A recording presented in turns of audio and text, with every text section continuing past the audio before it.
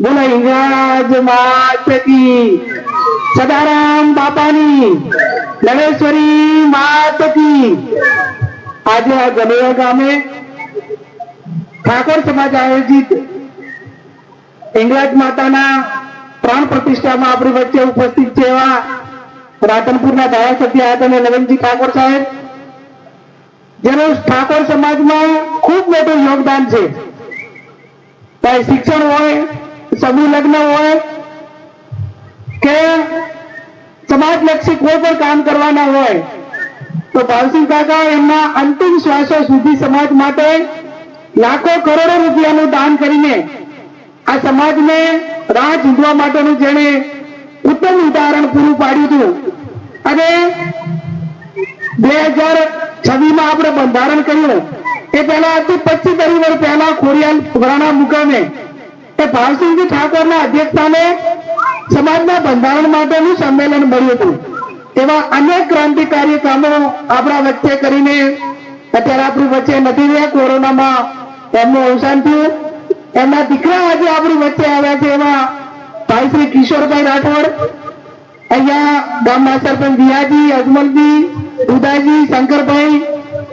અહીંયા અમીરજી છે, કેતાજી, ભાવાજી, એનએસ, મોહબ્બતદાનજી, અનબાભાઈ, ભરતભાઈ, દેવીદાનભાઈ, ચોટીલાના બધા ગામના સરપંચ, આપણા બપાભાઈ, ગામના સૌ વડીલો, યુવાન ભાઈઓ અને બહેનો, આમ તો હિંગળાજ માતાની કૃપાથી આ ગામની અંદર અનેક વખત નાના મોટા કામોની અંદર આઝાદો થાય છે। ત્યારે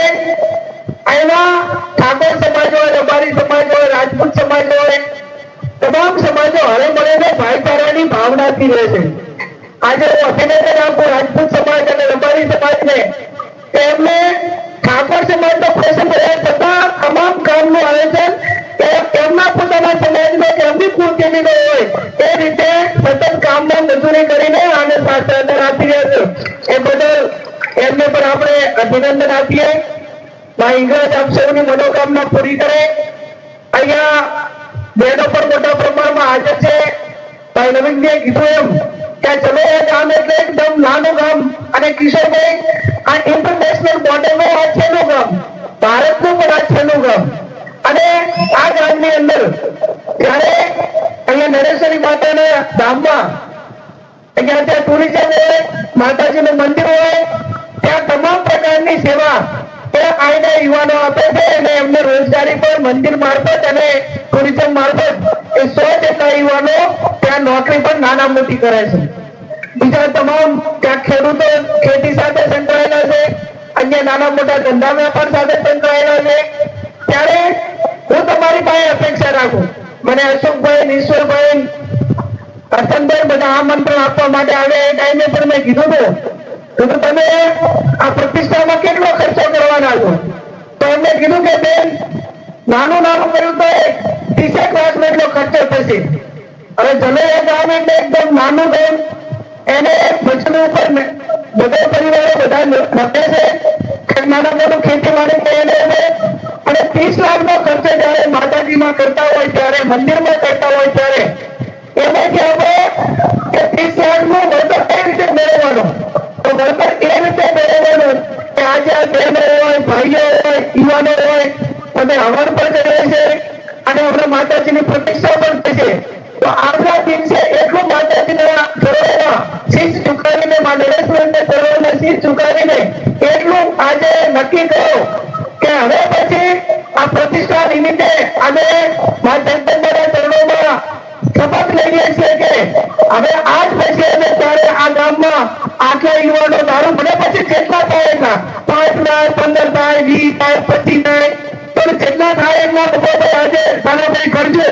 અને થેલી હોય તો વનમાં નાખી દેજો અને ફરી હોય તો વનમાં નાખી દેજો સાઈડમાં અને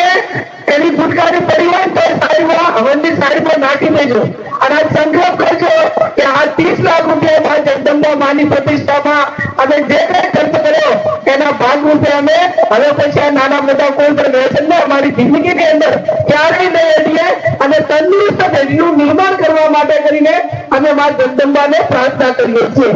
આવું કરજો, નહીં તો પછી કે આજે મંડળ થાક લાગે અને થાક સુરત ઉતાર્યો